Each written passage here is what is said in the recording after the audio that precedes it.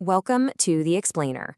Today, we are diving deep into Chapter 7 of our source material, and it tackles a really modern problem: the incredible pressure folks in their 40s are facing. It's this wild intersection of being at the peak of your responsibilities, career, family, and having it slam right into the demands of the digital age. All right, let's get into it. So let me just ask you this straight up. Feeling constantly overwhelmed? If you're in your 40s, I'm willing to bet this question feels familiar. It's a feeling that our source says has pretty much become the default for so many people. And the reason why? Well, it's probably in your pocket or sitting on your desk right now. Take a look at this number: over 200. According to our source, that's roughly how many decisions an adult in their 40s make every single day just through their phone. And we're not talking about big life choices here. These are the tiny, relentless micro decisions. Which email needs a reply right now? Which text is urgent? Which notification can I ignore? Each one is like a tiny little tap that just chips away at your mental energy all day long. And what's the effect of all those little taps? Well, here you go: 75%. A staggering 3/4 of adults between 40 and 49 say they feel completely overwhelmed by just the amount of information and communication they're supposed to handle. This isn't just a few people feeling stressed, it's a massive shared cognitive strain. And this is a huge piece of the puzzle: 3.5 hours. That's the average time this age group spends on their smartphone every day. And get this, that number doesn't even include all the hours spent staring at a computer screen for work. It's just the phone. So you add it all up, right? The hundreds of daily decisions, the nonstop flood of information, the hours glued to a screen, and what you get is what the source calls the cognitive crisis. This is that collision point we talked about, where the absolute peak of your responsibilities, managing careers, raising kids, maybe caring for aging parents, runs headfirst into the relentless mental load that our phones put on us.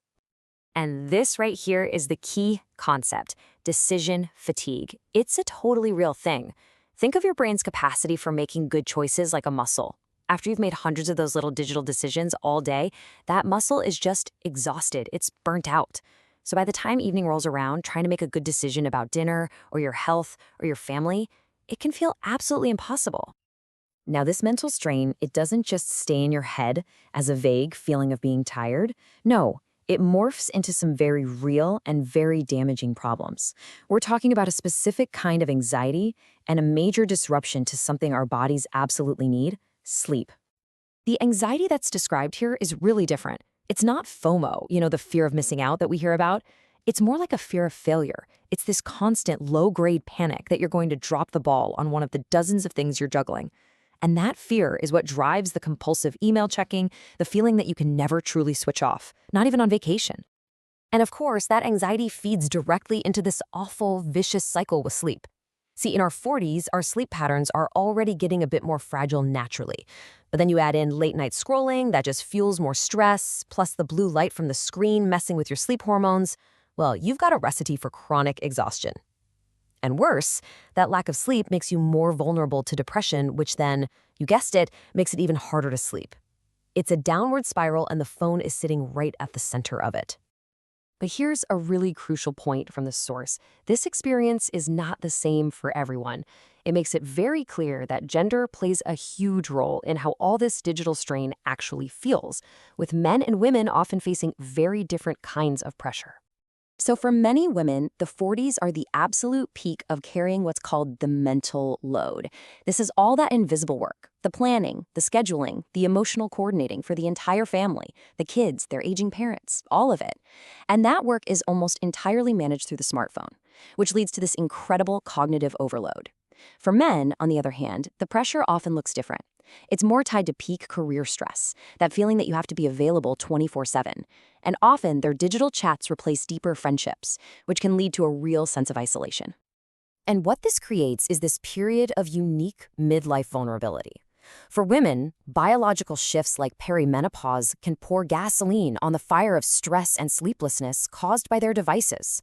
For men, there's often this cultural pressure to be the strong, silent type, which makes it way less likely for them to even admit they're overwhelmed, let alone ask for help. It's a potent mix of biology, technology, and social pressure. Okay, so on top of gender, there's another huge variable: where you live. The crisis looks and feels dramatically different depending on whether you're in a bustling city or a more rural area. If you're in a city, you are dealing with maximum digital noise. It's not just the phone, it's the constant sensory overload of the environment combined with hyper-competitive jobs that demand you're always on. But out in the country, it's a different story. Yeah, bad internet can be a huge frustration, but in a weird way, it can also act as a protective barrier from some of that noise. You might have stronger face-to-face communities, but the flip side is, if you do need help, access to mental health care can be really limited. So as we start to pull all of these pieces together, your age, the tech, your gender, your location, a really clear conflict starts to emerge.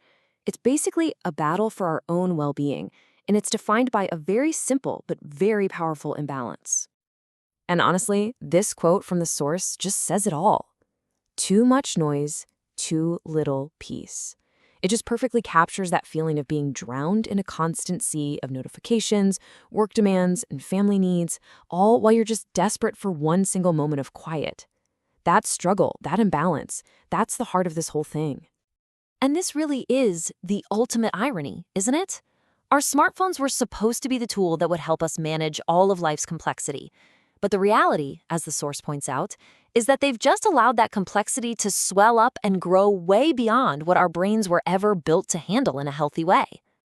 Which really leaves us with this final thought to chew on. The challenge isn't just about getting through your 40s. The real goal, the prize, is to figure out how to navigate this digital storm and come out the other side with the things that actually matter, our relationships and our own well-being still intact. And that really makes you wonder, what are the first steps we can take to start building the boundaries to make that a reality?